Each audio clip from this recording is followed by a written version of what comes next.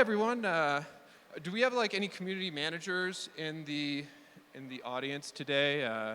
What are we here for? It's such a small group. I figure we can just welcome people. What are you here for at East Denver? It's just learning a little bit more about the Web3 space and community. Very cool. How about you? Same thing. All right. Well, we're all about community at Yerba. We started as actually a Biddle-a-thon project last year. This is the inception of Yerba. That's SporkDAO. That's their logo. And we started as a Biddle-a-thon project, addressing the need of like just how scary it is to join these Web3 communities. And I'm going to show you exactly how we do that, but I want to talk about how we started. So I joined a couple DAOs last year, about 18 months ago, and it's just terrifying. You know, I think Web3 UX is hard enough. When you join these communities, we should make it easier. It should be easier to join the Discord. It shouldn't be so overwhelming. You shouldn't be hit with walls of text. You shouldn't be hit with a ton of channels. And I wanted to make it easy to bring people in to start learning, right? Because with where we're at right now, we're all learning together. So I ended up getting through the filter of Bankless DAO, and I had to make kind of a fool of myself. I remember when I showed up at the first meeting, and I was like, okay, I'm gonna show up for the first meeting. And I remember it was like scary for me because I'd never done that before. And I was gonna go to the Developers Guild meeting, and I got there on time, and I tried to click into the channel, and I didn't have the correct role. So I couldn't even get into the meeting, and I had to wait until the next week and figure it out, and like asking people questions, how do I get in there?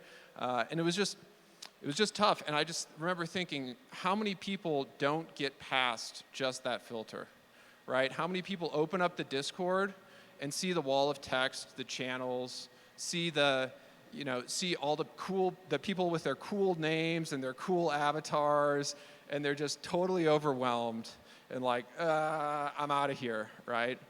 So we created Yerba to try and make a much more welcoming experience for people as they join the community. Like, how do we open up that top of the funnel and bring people in further and further into the community? So right now, Yerba is, we are on the SporkDAO Discord, which is the ETH Denver Discord, and Discord is a community management, it's a community platform, right, if you don't know what Discord is. And what we do is we welcome people, one message, digestible, the size of a tweet, one button, so there's no wall of text. You can't even see all the fancy members to scare you off. You can't see the channels. There's just one button that says, hey, welcome to SporkDAO. And it tells the new members exactly what the community managers want you to know. It tells you when ETH Denver is. That's one of their business goals. Bring people to ETH Denver, get them building, right? So it tells them when it is, and it tells them like a little bit about the origin stories, and it has all their own branding so people can start identifying with the symbols of SporkDAO. So when we think about onboarding is we want people to take baby steps, right? And then we want to validate them for taking those baby steps, right? So they start building identity and they start building a sense of belonging within the community. So this is like commonly known in community science theory as like the commitment curve, right? So what you want to do is ask people small asks at first. Go to this channel, say GM, react with one of our symbols like the Sporky symbol or the SporkDAO symbol. Get them, and then when they do, give them a little reward. And that can just be saying thanks or moving them on to the next step in their onboarding flow. So just where Yerba's at right now, we're in about 7 communities, and we've onboarded 8,500 people into those communities. So we're still pretty young. A lot of these bots have millions of communities. We started in August, but I want to show you just kind of what it actually looks like when you join the SporkDAO server. And then we're going to talk about how we can set this up and just kind of the thinking about setting it up on your own server. So did anyone go through the onboarding here? I know Austin did. Cam did. and my new friend there did as well. Yeah, Austin, there's a bot trap in it that says, "Are you a bot?" And Austin clicked the bot button to see he was a bot, and then he had to figure out his way out of it, but he got out of there. So when you join the SporkDAO Discord server, what you're met with is just one message, right? Welcome to SporkDAO. And it's exactly what the community managers wanted you to know when you enter the community. It tells you a little bit about the genesis of SporkDAO, the origin story, right? And it tells you what it is. It's the largest and longest running ETH event in the world. Welcome to the Discord server. And then we've got their custom branding, which is something we want to, as community managers, right? We're talking in the language that humans understand, which is stories, symbols, rituals, belonging, right? That's how we really get people to identify with our communities.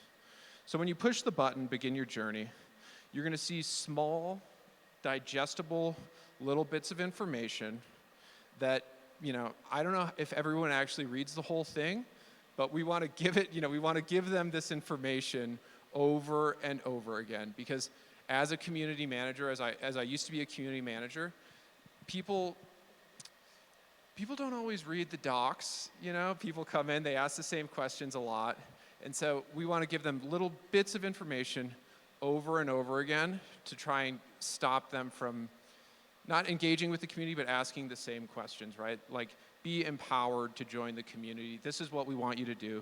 We want you to go to ETH Denver. We want you to be in the Biddle-a-thon. And we want to empower you to do that. And so as they click through these little messages, and you can make them as long or as short as possible, as many messages, you can really build it however you want.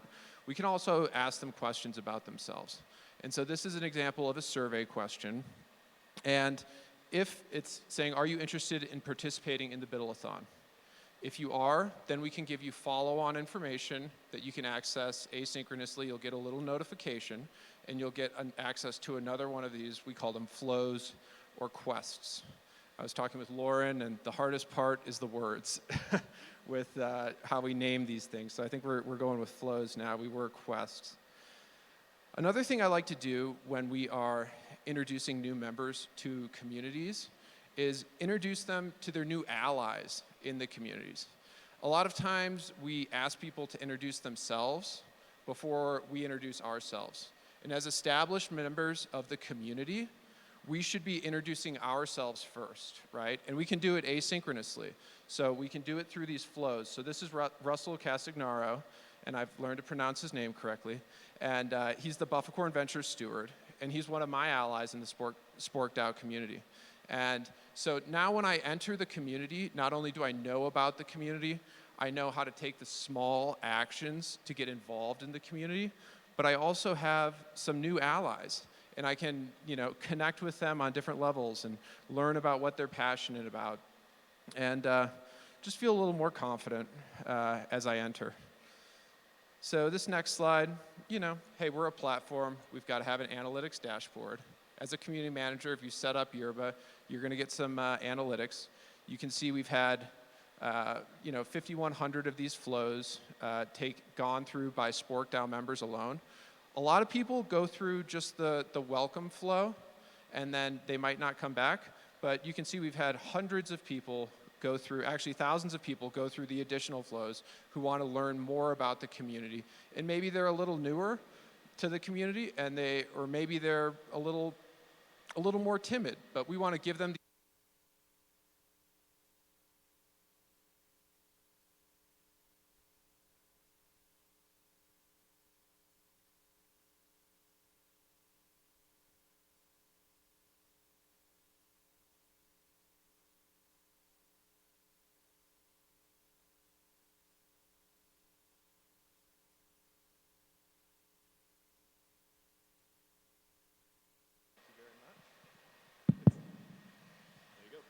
Thank you very much. All right, this is a good mic, by the way. I had a bad mic experience the other day. But this is pretty good. So as a community manager, everyone wants a little bit of analytics at least. I was a community manager, and some of the deep analytics things seemed way too heavy for me, the tools. I never really used them. So we just want to make sure people are going through these quests. You can see that it's still working. You can see the answers to the survey questions. You can ask people about themselves, get their email addresses, integrate with other services, and get them going into the community. So setting this up, this is some screenshots kind of our front end. And then we're going to kind of go into the demo. I might actually take a few questions before we go into the demo, if anyone's got any. But this is our website. So we can set up these virtual agents on the website. These look like the Discord messages, and they are the Discord messages that I showed you before. And anyone can set up with their own symbols, right? We call these little sporky guys in the corner. Those are the authors, right? So it's kind of like the mascots of the community are talking to you. It's the year of the spork for Ethereum Denver right now. And you can just kind of click in there and add whatever you want as a community manager. So did anyone have any questions, or should I go into kind of the setup?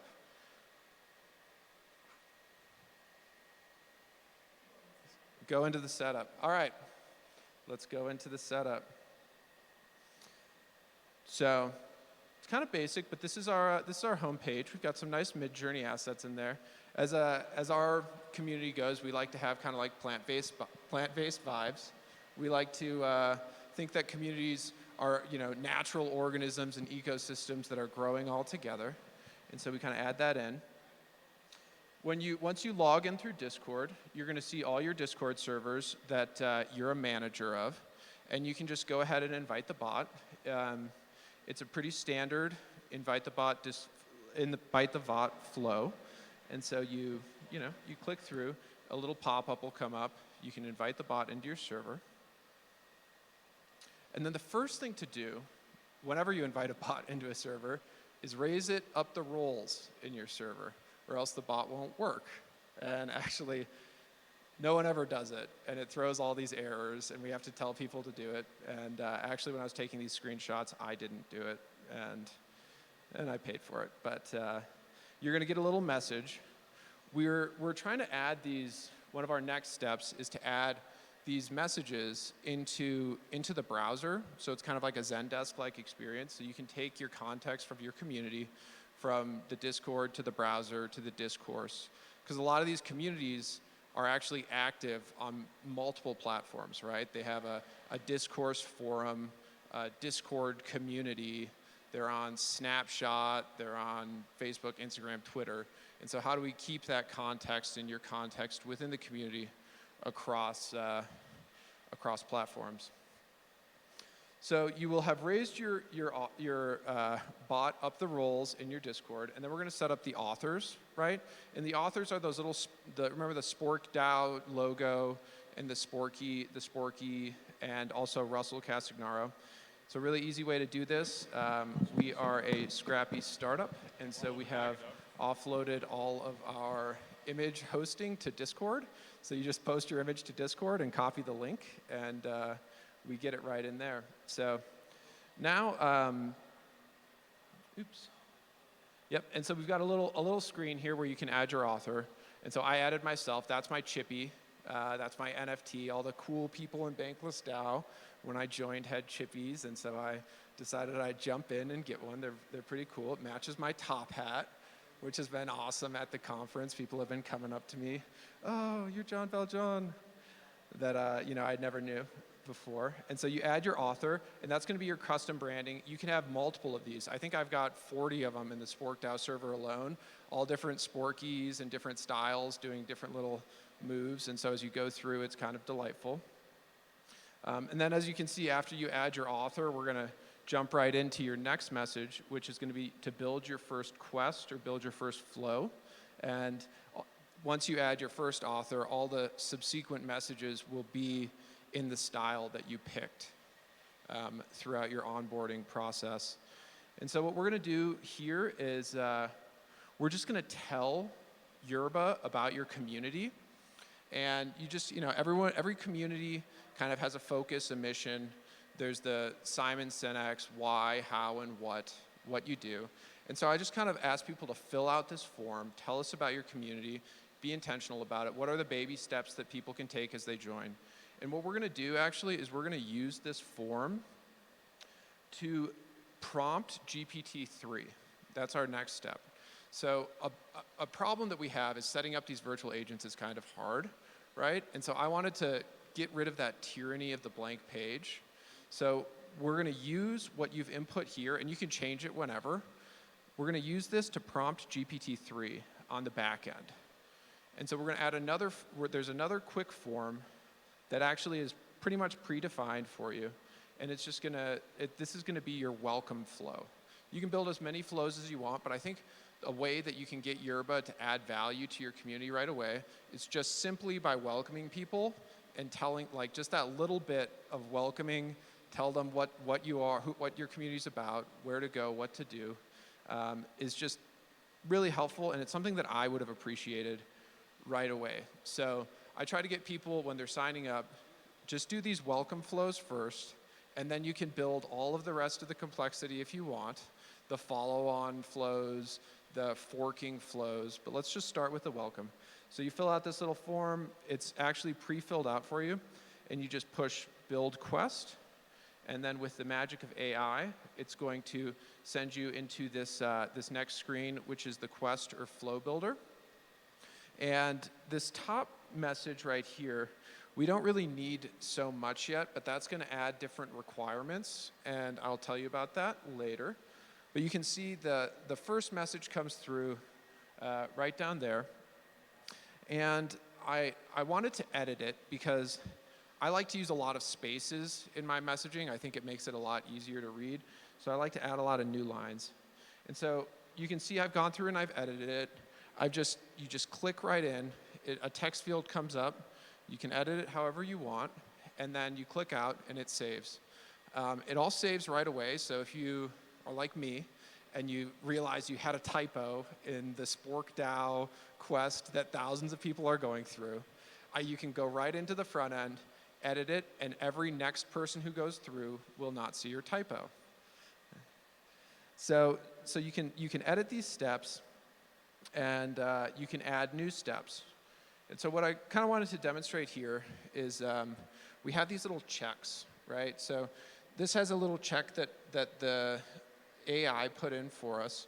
And I talked about asking people to go to a channel and just say GM, just as their first step. And so it's done that, but the issue is that it's out of order. So the AI, which is never quite perfect, has put it out of order. But all of these are draggable, and so you can drag them on top of each other. And so I just wanted to demonstrate that I have dragged and dropped, and now it is in the correct order. And then a common thing in Discord is you have to get roles, right? You have to get a verified role as you enter. And so we can add verified roles at we can add any Discord role at any step in this process. And you can add, you could actually, if you wanted to, create a flow where every channel that someone accessed was granted by a role, if you wanted to. But this is a simple demo, and so we're just going to add the verified role at the end of the step here. And you can also, we call it as like a quest reward. You can also add POAPs in there as well right now. We've got more coming soon. So one thing I wanted to do was add a little survey question to see where my community members, how'd you find us, right? And so I've clicked, there's an add step button in between each interaction that I will show you. And I clicked add survey. And so you can see this green add step button, and I've added a survey. And the survey is this one right here. And I'm going to go in and I'm going to edit that survey. And you can just add simple questions with you can answer with the buttons. So this is going to ask the user, did you hear about us on Twitter or did you hear about us on Instagram? And they will answer, and as they answer, they will progress through the flow and get the verified role. Now this is a screen, this is our quests screen or our flows screen. And so what I can do is I can add another follow-on quest, right? This is like what I talked about with the Biddle-a-thon, where if you say you're interested, then it will give you another flow where you can learn more about it. So I've just added the Instagram quest on there.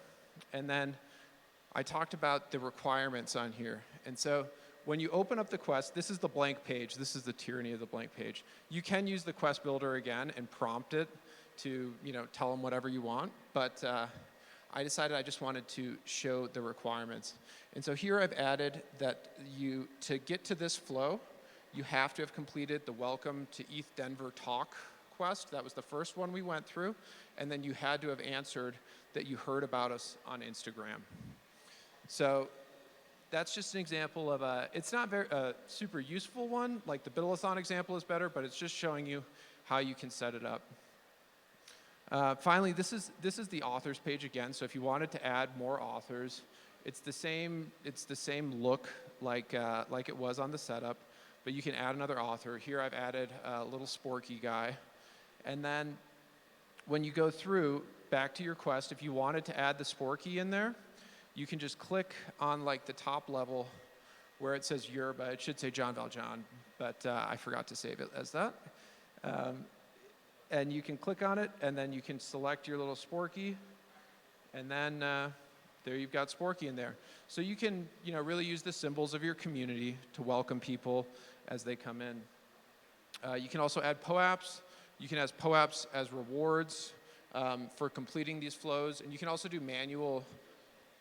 And POAPs are little badges that Web3 people love to collect. They're little kind of like proto-NFTs, or I guess they are NFTs, but they're a little different, and they're really easy to grab and collect. And a lot of people in Web3 love these POAPs, and they will go to extreme lengths to get them, right? And WeLook is giving them out pretty well for meeting people. So as you're meeting people at ETH Denver, people might give you a POAP.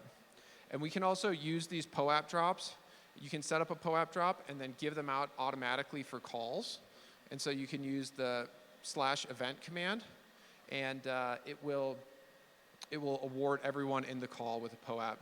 You can add as many admins as you'd like, just with adding Discord usernames. Just going through some of the screens here. And then you can also deploy these flows right away, or they can be inactive. So if you're in development mode on these, you can have them as inactive, and you can demo them as an admin, right, in Discord. And then you can deploy them with just the click of a button. And so what we're going to do now, we've got about 7 minutes. We're just going to go real quick. We're going to go into Discord now. This is what Discord looks like, if you don't know. And we're going to use the /Yerba command. It's going to say, welcome to Yerba, since I've never interacted with the bot before. This is kind of like our terms of service. And you're going to get to the admin panel. And from the admin panel, what we want to do is we want to deploy that first welcome message that we made at the setup section. And so we've got just a welcome channel right here. And since I'm an admin of the server, I can see all the channels. On a lot of the more established channels or servers, you're going to see just a wall of channels. And that's what we're fighting against, right? It's a lot more approachable when there's just a few to click through, and the information is held in these little messages. So now I've posted this welcome message, and so that's what anyone's going to see when they enter my community. It's going to tell them about what to do, tell them about who we are. They can click the button, and they're going to get that follow-on information. Oops, that was a little out of order. But this is what it would look like if you were going to post that message, right? You're just going to get a little drop-down. You choose post a public message. You're going to get a drop-down, and you can put it in right there. Now, kind of one of the trickier parts on this is setting up the permissions. I like to set up this welcome channel so that everyone can see it, but nobody can post on it, okay? And that's important so that it doesn't get buried. Your message doesn't get buried. There's just one message, one button. It's pretty hard to screw up. Some people find ways, but. So I have all these permissions in the docs to show you how to do it. We could set it up for you, but we try to keep like a low level of permissions for ourselves. It's a lot easier for community managers to invite the bot when we don't ask for that many permissions on their server. And yeah, so now that we have that set up, anyone who enters into our server is going to see one message, one button. They can click through, and we can welcome them into our server. grant them the roles so that they can see the other channels and, yeah, join our community. So, yeah, that's it. Any questions, or we're probably about out of time?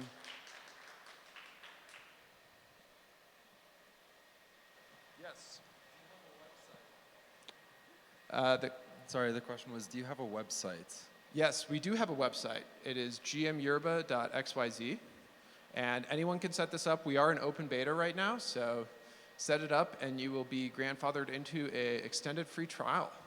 Cool, thank you. I was looking up on Google earlier, and I couldn't find it, so I was wondering what it was. We got to work on our SEO. Thank you. Yeah, call you. Yeah, we've got a lot to do. We're a team of 2, so there's a lot in the backlog, but it's running pretty smoothly. What would you say is different from your bot than like the major bots that are being used right now, like the Me6 or is it Me6 or? Could you say, what is the difference? The major differences. So what sets your bot apart from the others that most people are using? Yeah, I think what sets our bot apart is just like, I think it's the flows. And what I try to set us apart with is, like, I speak a lot in the language of community and the science of community and getting people engaged with those stories, the identity, the symbols, the rituals of the community. And I think that all the other bots are most of the other bots are kind of what I was fighting against, right? When I joined Bankless, well, I'm not gonna say the name, even though I already did. When I joined these other DAOs, you know, there's the verify, click here, there's all the channels, and you have to know that you have to click through all that stuff. And I think Web3 UX is hard enough. So if we're trying to bring people into our communities to learn, let's open that up, right? And then we can bring them in to teach them MetaMask or, you know, all the other things. And so I think what sets us apart and what I try and encourage community managers to do, one message, one button, and, you know, easy, digestible content. Use your stories, use your branding. How can people participate in your community and get them going?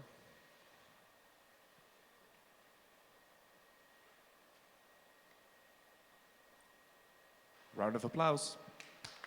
Thank you, guys.